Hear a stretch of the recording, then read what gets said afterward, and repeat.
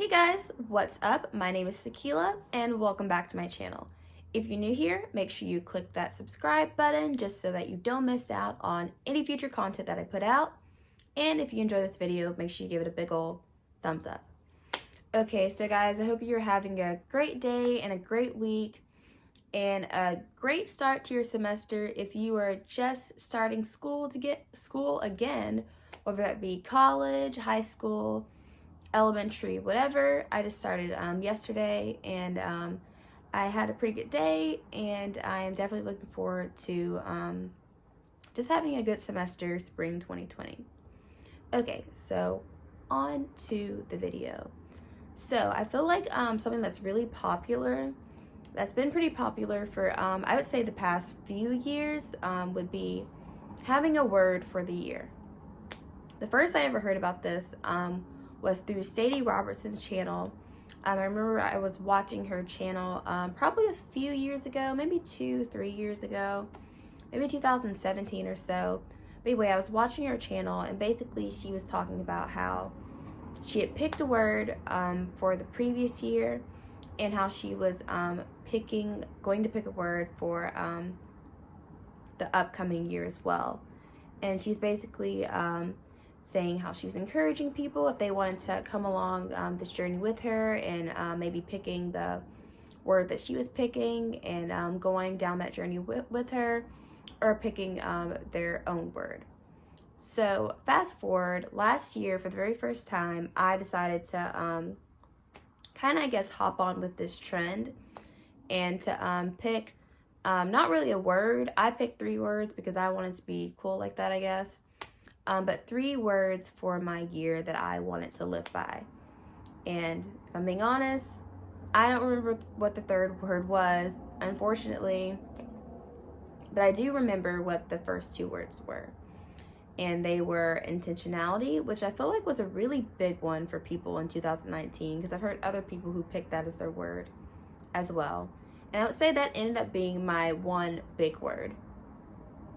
But I also picked the word obedience as well. So intentionality and obedience. And I really enjoyed doing that, even though I don't really remember what the 3rd word was. But for those 2, it was a really positive experience for me. I definitely can look back on my 2019 and definitely see ways that just having that as those two words as my word for the year and as words that I wanted to live by and live out, I could see changes in my life. And just like in all things, I feel like I have a lot of room and area for improvement, but there was some growth, and I'm thankful for the growth that I did have in 2019. Like, for instance, intentionality. Forever, I've wanted to start this YouTube channel.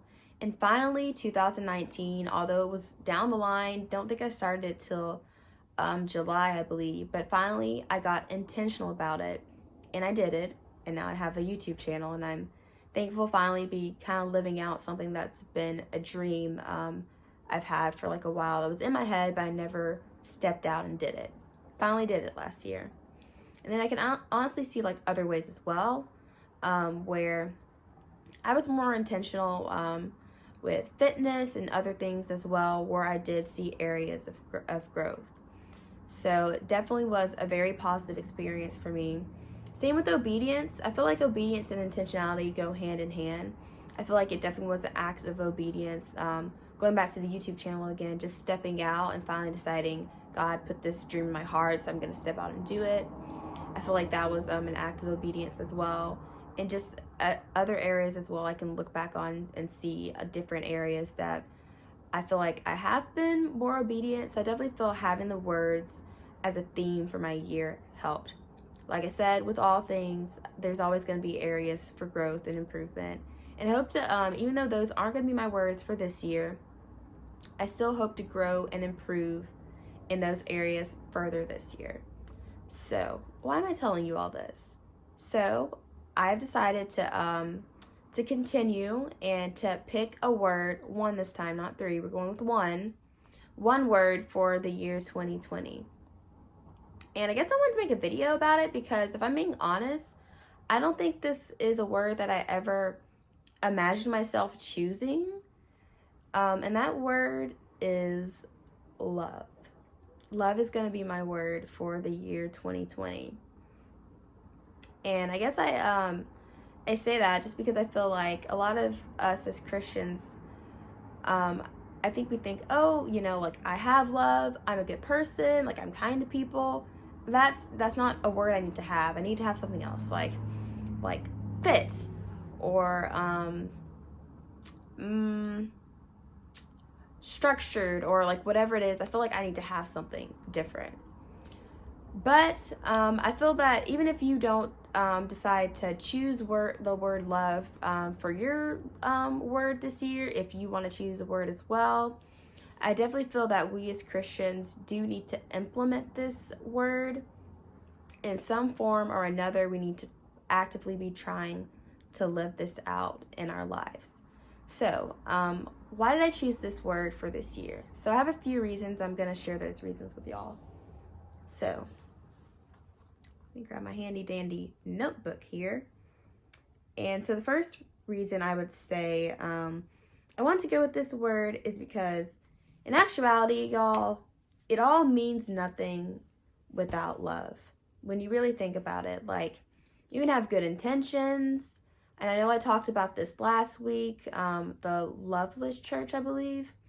The church in Revelations that I spoke on last week, how they were going at it. They were living for God. They hated the things that God hated. They were honestly, I would say, pretty much perfect examples of what it looks like to live a Christian life. But they didn't have love.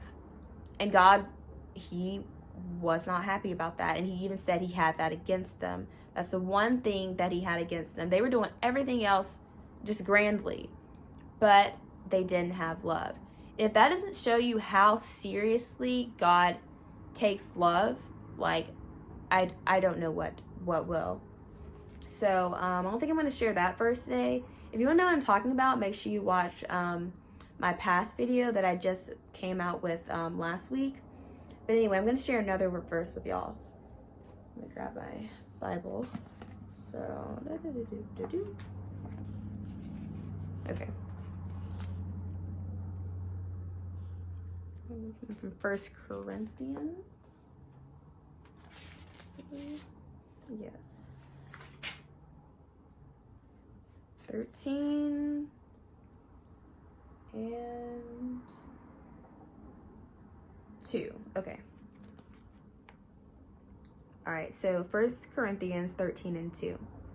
And it says, "And though I have the gift of prophecy and understand all mysteries and all knowledge, and though I have all faith, so that I could remove mountains, but have not love, I am nothing." Wow, I feel like that is just so, I feel like that verse shows just how seriously God wants us to function from a place of love in every single thing that we do.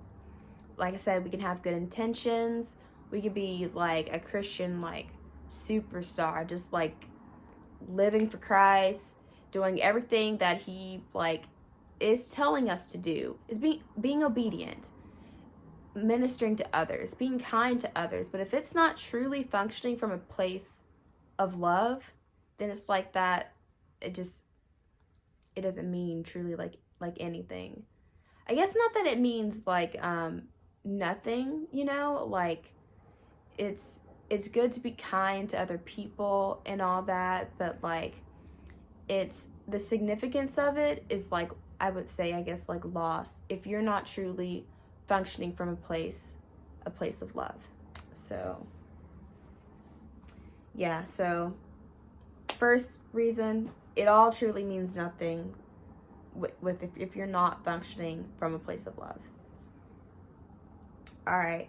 So reason number 2 that I decided to go with this word is I really want to practice loving those who are hard to love. So I feel like definitely we as Christians, we are called to love everyone. Not just the people who love us, not just the people who are kind to us, but everyone. the people who mock our faith, who are just flat out like rude to us and unkind to us. We're called to love those people as well.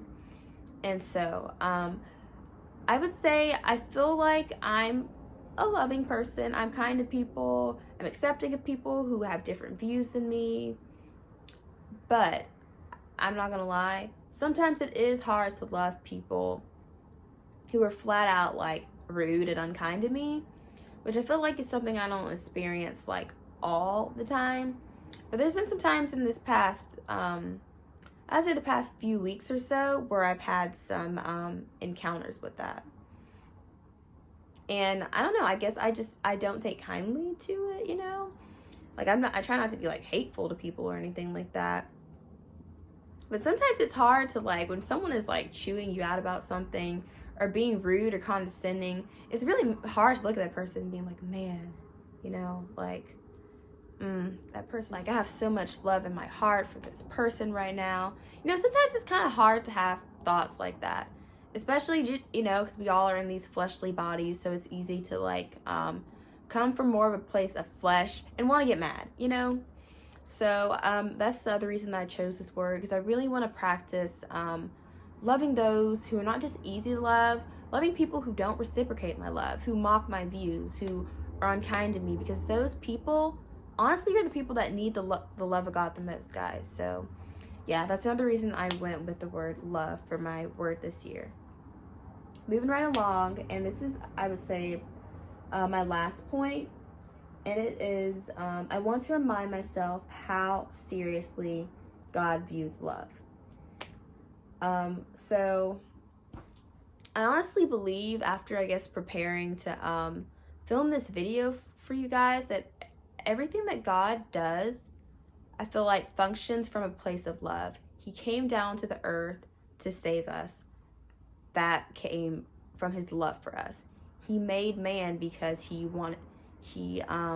out of love, he wanted someone to, I feel like, love him back. So he made something in his own image that he loved, that he wanted to love him back. Every single thing that God does, I feel like you can look throughout the Bible.